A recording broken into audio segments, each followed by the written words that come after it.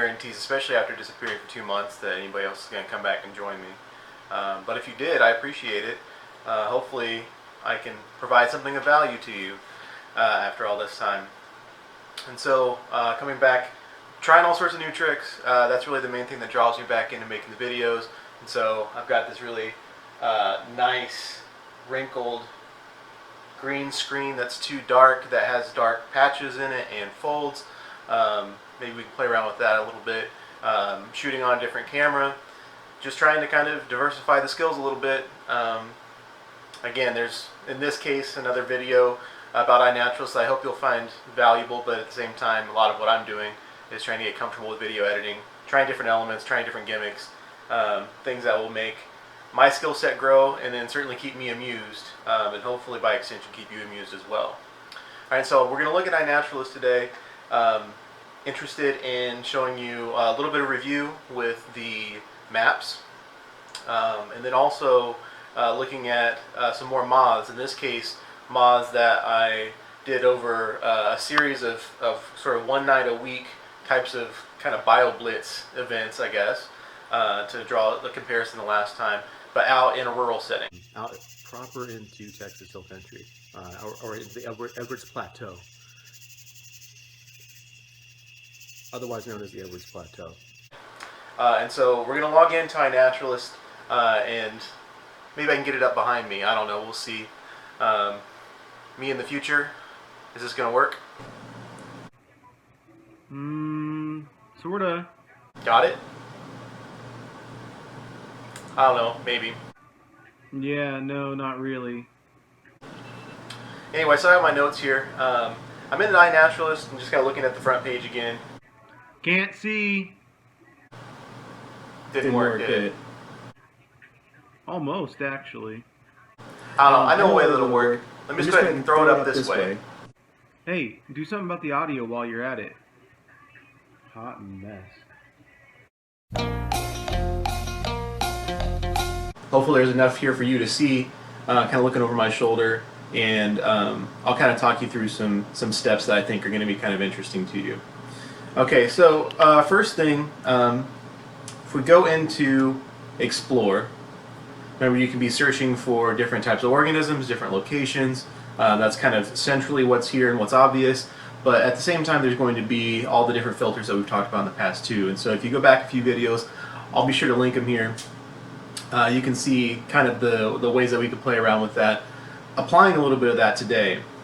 So say actually overall in the search bar, if I want to look at Bexar County, Bexar is what it looks like, Bexar County, home of San Antonio, Texas. I want to point out that what you can do is click on the link as it kind of pops up down here, or you can, you'll end up seeing the observations when that comes up, but otherwise you can be clicking on the About screen and it's going to take you to a different view. And so I'll show you what the other view is here momentarily, but I think this is kind of interesting, and it's not a view that we've really looked at closely. It kind of blends the observation screen, the search screen, and the projects, and so it kind of teaches, or it kind of presents Bexar County, again, kind of similar to a project. And so anyway, you're seeing a species list for Bexar County. You're seeing some kind of interesting presentation of the different taxa on the side, which again, you can always be searching for taxa, and even in the filters, the drop-down menu's got these same little icons in many cases, but it's not as intuitive, right, if you don't know what the icons are. Here you can actually see what each icon means, click down into them, and look at, for instance, surprise, I'm interested in the insects that are found in Bexar County. And it actually has a lot of the same information that you would see in a normal case. You know, for instance, it shows the introduced species, so that's what the pink exclamation point just below the cursor is there. It's also going to show something kind of interesting, the first observer, to see each one of these species, which is kind of cool. And projects oftentimes will do that too. In a place like San Antonio, Texas, it might be that the first observations were made years ago for most of these species, and there aren't going to be very many that are added to the list. Although, I don't know, maybe some of the moths, we could look into that at a future date. But just kind of wanted to show you that, and you can see if you want to look even from this screen, sort of at the more traditional observation view, you're able to do that. And even in a subtle way, and you can probably just barely see, I'm looking at this Texas thistle, so you've got the identification. It still needs ID, which really is just saying it's not research grade yet. But there are the same sorts of elements that you would see if you're looking at the grid on the Explore tab. You can list them out, a little bit clunky this way, or you can see them on the map. So similar sorts of information, just presented a little bit differently. Something I think is kind of cool is if you're interested in projects, I showed you in the past for the City Nature Challenge you could search them out. Well, here you can find which projects basically intersect with or are caught by the Bexar County polygon, the shape on the map. And so there might be a lot of these that you wouldn't otherwise find, or you wouldn't even think to look for, like roadkill at Hardburger Park. Well, I wouldn't have thought to look for that, but that could be a pretty interesting project, just for example. Kind of cool to see the people as well. You can run filters and explore and see this as well, but it's just kind of neatly packaged for you here. And so you see some familiar faces, especially on the list of observations, and then also for the species counts, and so you can sort that as well. And then you get a little bit of a wiki page about Bexar County, pulled from Wikipedia. You'll see with the species as well, the species accounts. I know we looked at one in the past where it just pulls in the Wikipedia page, gives you a little bit more information if you want it. All right.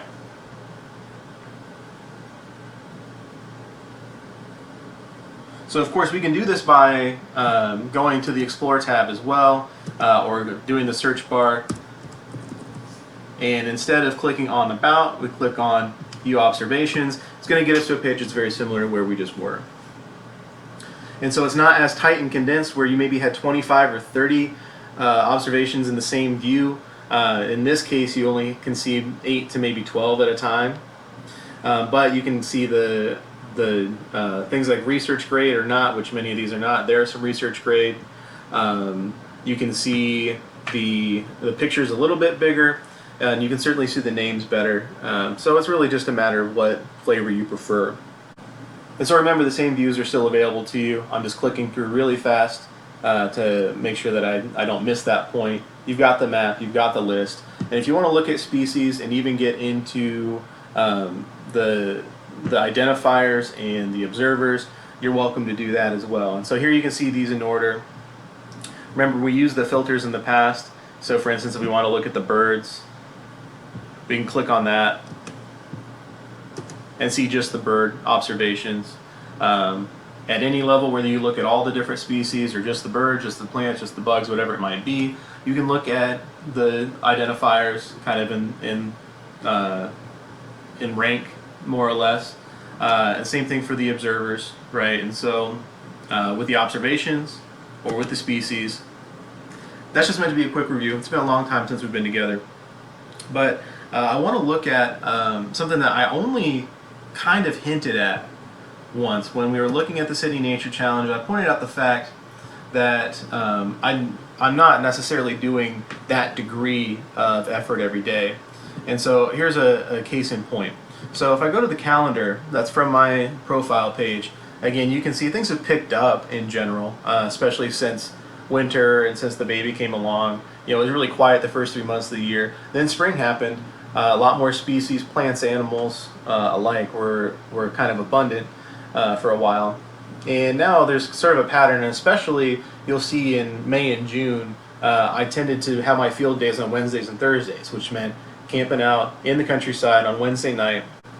And so I'll show you a couple examples of what I found with, again, sort of a dedicated moth effort, although as we've seen in the past, a moth effort is not just about moths. So I'm going to click on June 10th. That was one of the nights I was out.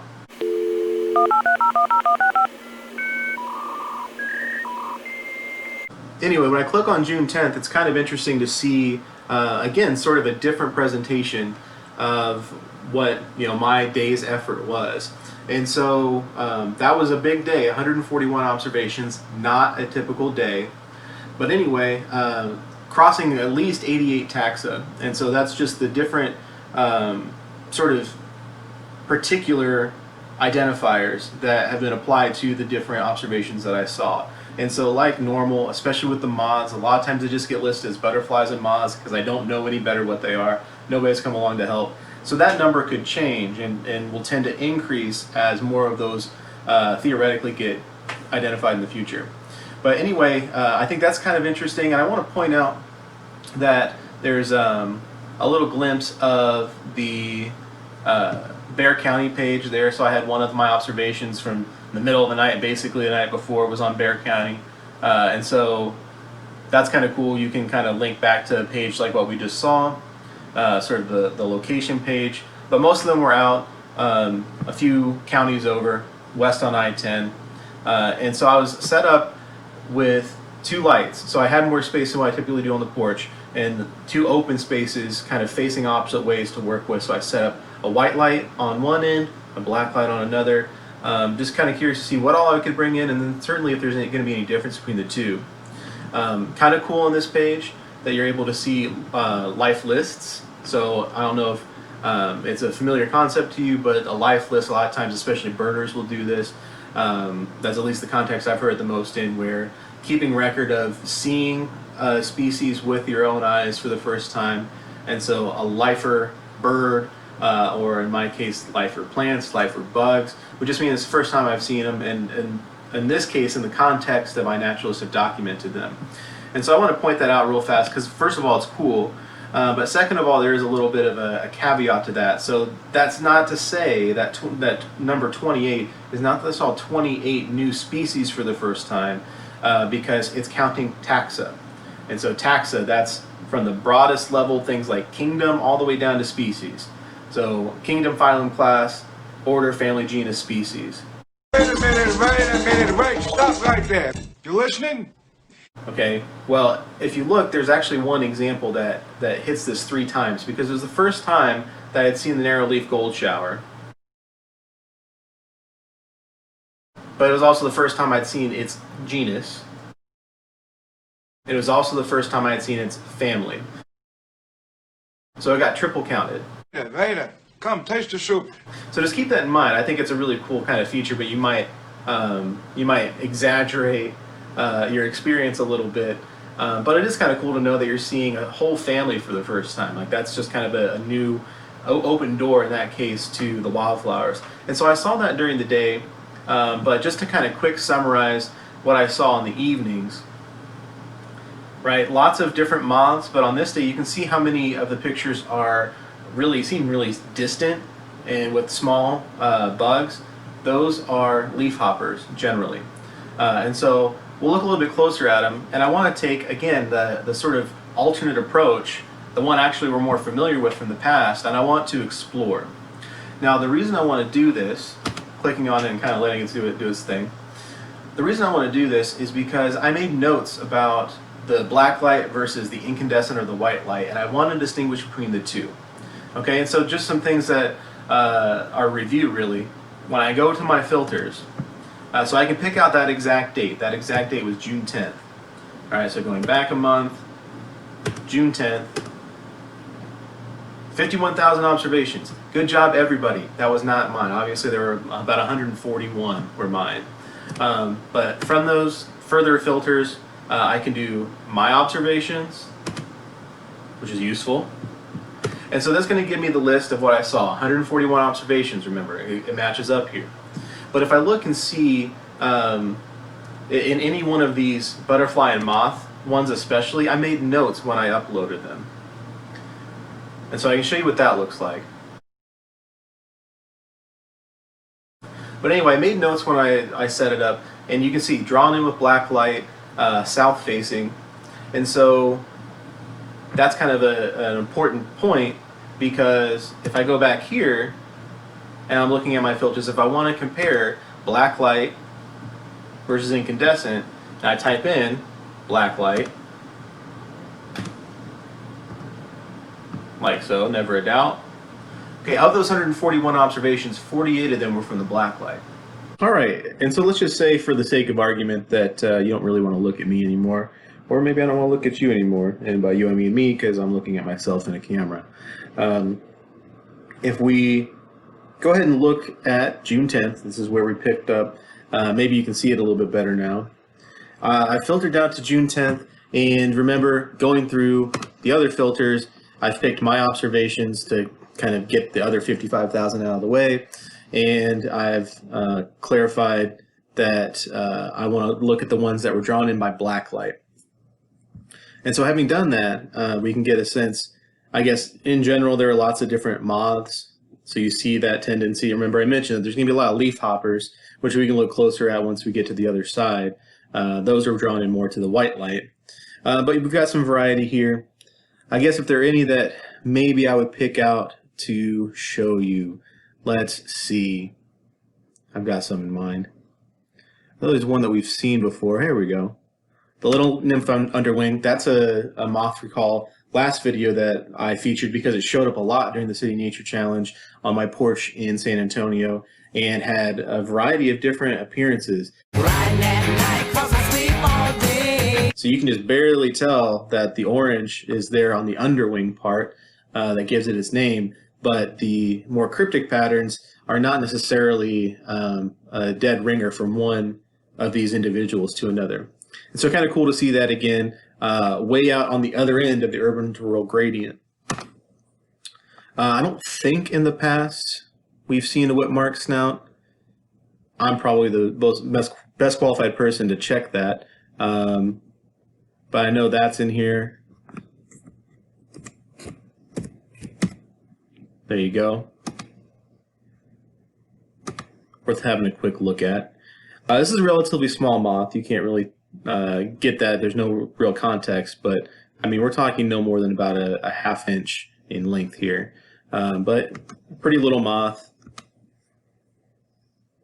And another one's kind of unusual. Sorry, I'm cheating and searching because I respect your time. Don't want to make this video any longer than it has to be. There's a painted skinny moth.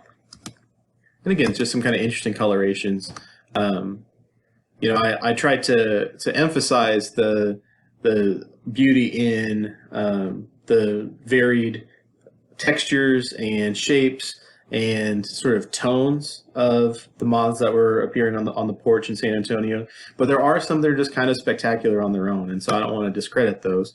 You know, you can be into mothing for that reason too. But to kind of take a sidestep from mothing, even though that's kind of what I was going for, assuming I spelled it right, the bugs that were drawn into incandescent light that evening. Spinning, hey, okay. And so I'm just going to kind of browse through here. There were some moths, but notice how few there are. And again, notice how distant a lot of these are. Lots and lots of hoppers, leaf hoppers. And so hopefully I can get as close enough. If not, I'll blow a couple pictures up for us.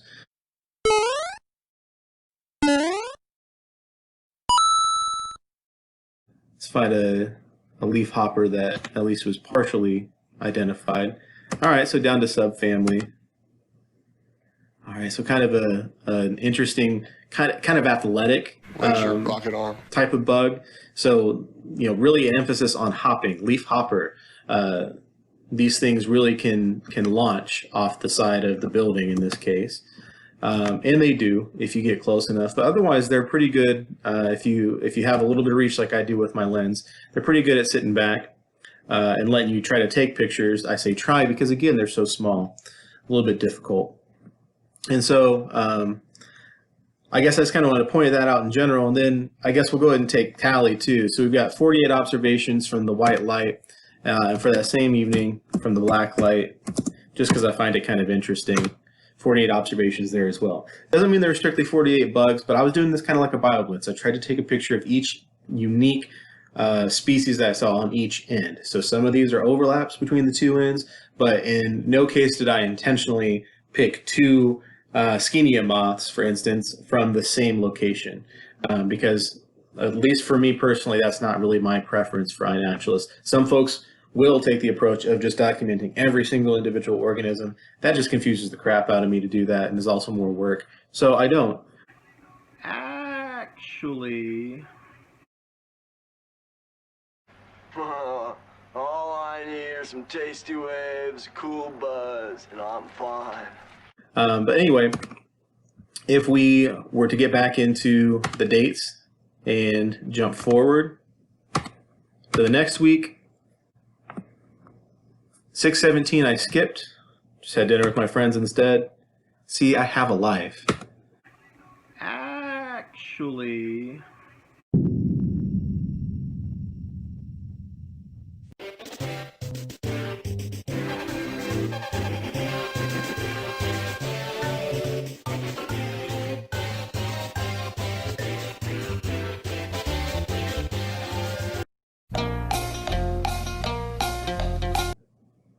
(6:24).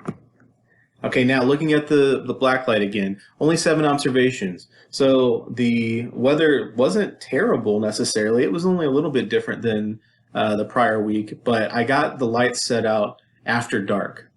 And so while it seems to make sense, like, oh, you could wait till dark and then the lights are going to draw them in, for whatever reason, it seems in my limited experience that if I get the lights out really before dusk hits, not crazy early, but just enough so that they're kind of a constant there. I think it's at dusk before it's really truly dark that a lot of the moths especially are going to get moving. And so they're already moving when it still is a little bit light outside. And if I haven't gotten especially the black light out, the kind of unique draw, then they're not going to pick up on it and they're not going to end up being drawn in because they've already flown by and maybe even settled for the time being, or they've been drawn to some other light because it was obvious and mine weren't up yet, so therefore they weren't.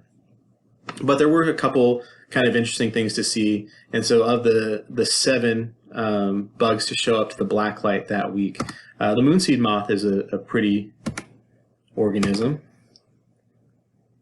right? And so it won't let me trace this probably, but appreciate that profile. Right, and so this is the outer edge here, the head, of course, and then this is kind of the ridge across the back. But it sort of looks like petrified wood or something. Very cool sort of camouflage.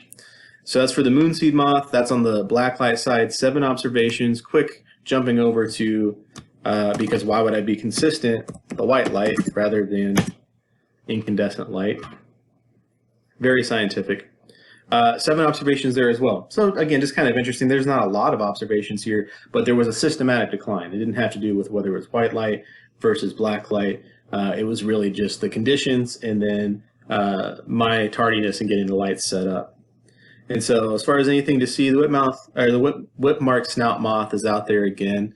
We haven't looked at caddis flies, but they're a lot more abundant, at least in my, again, brief experience out in the countryside than they are here in the city. And so there's a caddisfly, very long antennae on these. Kind of cool. Oh, and then the thin-banded lichen moth, kind of a cool bug. The thin-banded lichen moth, you see the thin band, first of all, but it's got an orange head. And you wouldn't think that'd be important. And a lot of times the pictures that I get of a moth are really just this portion. You don't tend to see the head, but this little pinhead's really important because it's orange and is a distinct feature of a thin-banded lichen moth, whereas if I was to look at a Barnes lichen moth, looking closer again, it's got a black head. Ladies and gentlemen, this is the main event of the evening. So fun fact, and credit to Chuck, he's GC Warbler on iNaturalist, for pointing that out to me. He's looked at those Cisthene, that's the genus, those moths in a great deal of detail. And it's really kind of cool. A lot of them have a very similar look to them, but there are those subtle differences that if you know what you're looking for are actually pretty obvious. But it wasn't something I was looking for until it was pointed out to me. So pretty cool. All right, and then the last round of these kind of one-night bioblitzes, the only other one that really like competes with the first one would be, again, back to exact date. Don't know why it takes and writes white light there. Ignore that for my sake. Going up to July 1st, and it looks like we're looking at the white light first. 32 observations. So far, 18 species. But keeping in mind that let's see. So like butterflies and moths here are not distinguished from butterflies and moths here, but those are 2 different species. We just don't know what they are yet. And so these numbers will evolve as more folks get a chance to look at that, or as I get into my field guides and figure out what the hell these things are. But anyway, with the white light, I want to point out, let's see, some things that we haven't really seen much before. Some Longhorn Beetles. So there's one on each end. I'll try and make it a point to show you the other, but this is the cooler one probably. Get a few views of him real fast. Pretty mean looking bug actually, but I was pretty stoked to find it. So that's an oak sapling borer, but I say Longhorn Beetles. It's just a more general term that applies to the whole family. Remember, family, then genus, then species. All right, I'll taste the soup. Where's the spoon? Aha! Aha! So the family is Cerambycidae, the genus is Goas, and the species is Tessellatus. And so those are just different levels of specificity. Again, think of it as kind of similar to what genealogy would be. I mean, it's just a different level of relatedness. And so anyway, we've got those coming to the white light. There was another one that I think we'll all appreciate. I say we all, except for you perverts who don't like coffee. But coffee-loving Pyrosta moth. Again, kind of cool coloration there. Not really sure what the draw to coffee is.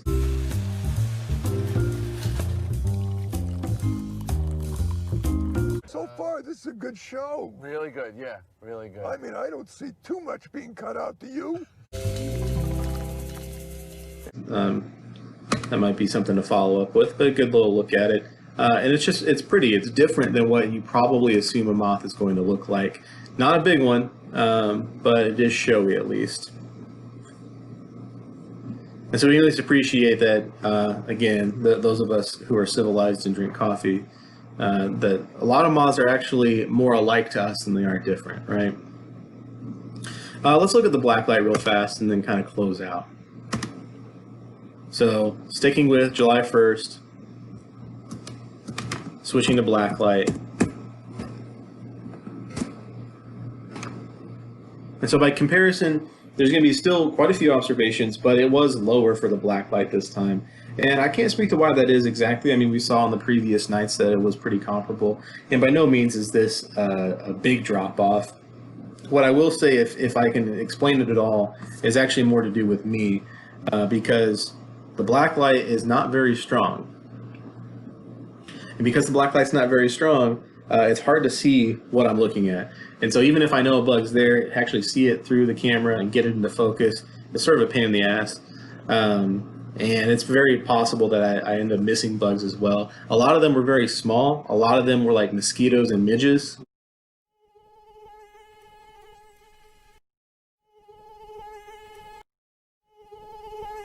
Which are rail thin, and the mosquitoes obviously, and half the midges bite, and so I wasn't really going to camp out there trying to get them while they devoured me. So anyway, not quite the same numbers, but still pretty good. I mean, that's pretty good for a bioblitz. I think that's over 60 total. So for one evening with minimal effort, right? It's like literally walking 20 feet back and forth between two sites. Not a big deal. And actually, I'll point out, I saw a frog as well. Don't know what kind it is. If you know, get on iNaturalist and identify it for me. But with the black light, we got another longhorn beetle. Let's see if I can find it. Let's see. There he is. He was there the whole time. All right, so that's been identified down to genus. Again, it's a longhorn beetle, but it's not the same one as what we saw on the other end. Actually, do him justice. He's a little bit fuzzy looking. Kind of cool. And no, I'm not crazy. I'm not picking these things up. But cool one to see. There's a plant hopper I want to look at.